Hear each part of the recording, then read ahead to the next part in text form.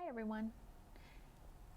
I'm going to take you through an unboxing of the Verizon Jetpack that we sent home with your child. So let's take a quick look at the contents. We have the actual jetpack. We'll also call it the Hotspot. We'll refer to that quite often as the Hotspot. Take out this divider. We have some documentation to meet your jetpack. We have a battery and the power cord and adapter. So let's get started.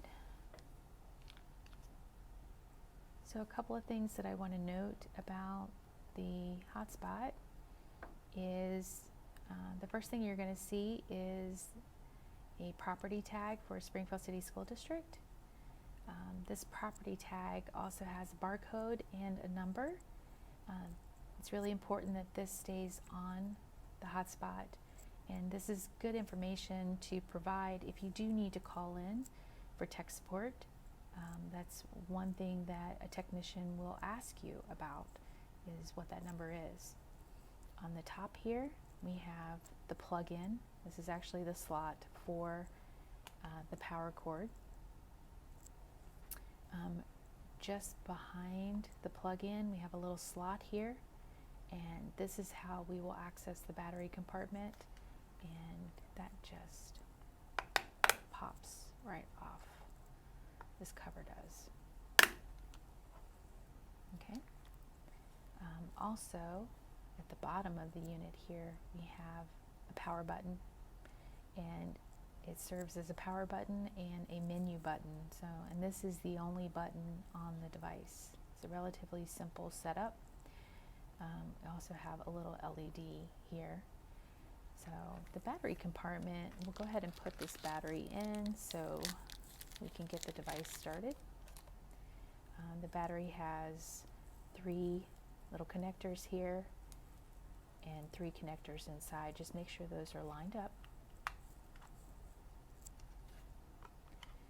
And we'll put the cover back on. Okay. And so from here, I'm going to go ahead and power this Hotspot. I'm going to hold this button down for about 6 seconds. And this is a good sign. The battery's good. You can see that.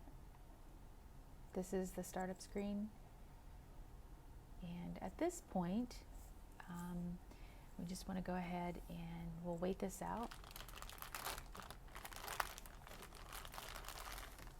Go ahead and unbag the power adapter, and I'm going to plug this in and forget about it for a little while. You want to go ahead and plug this into the wall.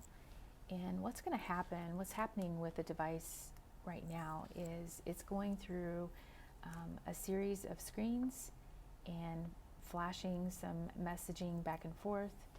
And so we really just want to leave it alone and let this device receive a configuration file from the district. So I will check back in just a few minutes and see if the configuration file was sent, and I'll show you that in just a second. Okay, I'm back, and it's been maybe 10 minutes, and I'm just checking on the device, and this is a really good sign.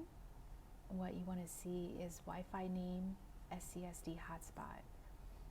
And you can see that by just pushing the power button, which also acts as a menu button, pushing through this a few times to get to SCSD Hotspot. So this device is ready.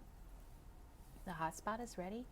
And from here, you're going to be able to use and connect to this device from your school district iPad or school district laptop. So what you want to do is choose the Wi-Fi setting, find SCSD hotspot on that list, and each of the boxes that are being sent home will have a label with the child's name, and there's a phone number. That phone number is going to be the password for this device. So you'll select SCSD hotspot, you'll put the phone number from the box, and you'll be able to connect. Make sure you're relatively close to the hotspot while you're using it. That's going to help with your connection. And please do not connect any home televisions, anything like that.